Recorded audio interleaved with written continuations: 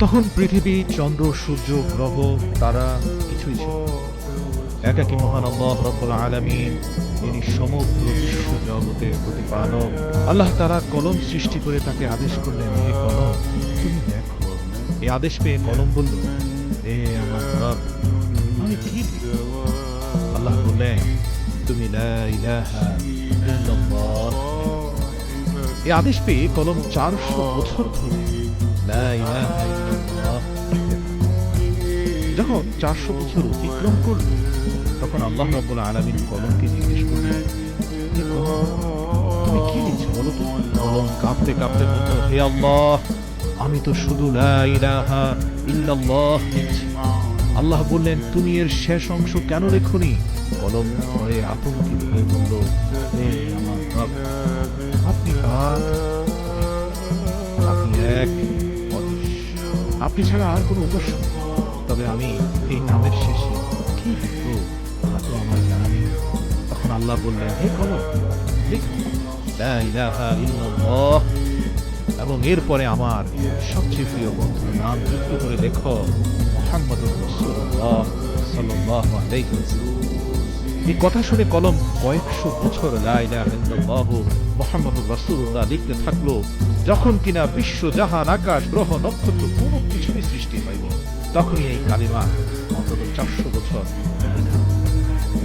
অতঃপর মহান আল্লাহ রাব্বুল আলামিন বিশাল স্তম্ভ সৃষ্টি করলেন এবং সেগুলোকে 7 জমিন আসমানের ভিতর খুঁজে রাখলেন।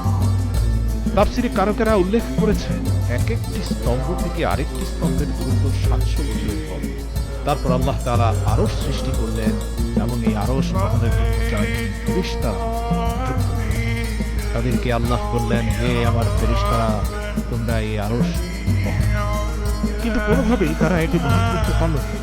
তখন আল্লাহ ফেরেশতাদের একটি দোয়া শিখিয়ে তাদেরকে বললেন, তোমরা প্রতিনিয়ত পড়তে থাকো, সুবহানাল্লাহ, আলহামদুলিল্লাহ, আল্লাহ। এই দোয়া পড়ার সাথে সাথে ফেরেশতারা শক্তি লাভ করলো এবং আরশ বহন করতে সক্ষম। তখনই আল্লাহর কুদরতে অসংখ্য ফেরেশতা সৃষ্টি হলো এবং তারা সকলেই আল্লাহর গুণগান প্রশংসা করলেন। অতঃপর মহান আল্লাহ রাব্বুল আলামিন তার অসীম কুদরতে বহু ফেরেশতা সৃষ্টি করলেন এবং তারা সবাই একত্রে আল্লাহর তাসবিহ ও হামদ সানা করলেন। এরপর আল্লাহ রাব্বুল আলামিন লাল ইয়াকুত দ্বারা লাওহে মাহফুজ সৃষ্টি করলেন এবং তা আরশের নিচে স্থাপন করলেন। অতঃপর আল্লাহ তাআলা কলমকে নির্দেশ দিলেন, হে কলম, এই অপূর্ব সৃষ্টি, জ্ঞান এবং কিয়ামত পর্যন্ত সৃষ্টি জগতে যা কিছু ঘটবে তুমি তা লিখো। মহান আল্লাহর এই নির্দেশ পেয়ে কলম বিসমিল্লাহির রহমানির রহিম লেখা দিয়ে শুরু করল। তারপর সে সমস্ত কিছু লিখতে থাকলো ঠিক যেমনটা আল্লাহর নির্দেশ সে তাই করেছে।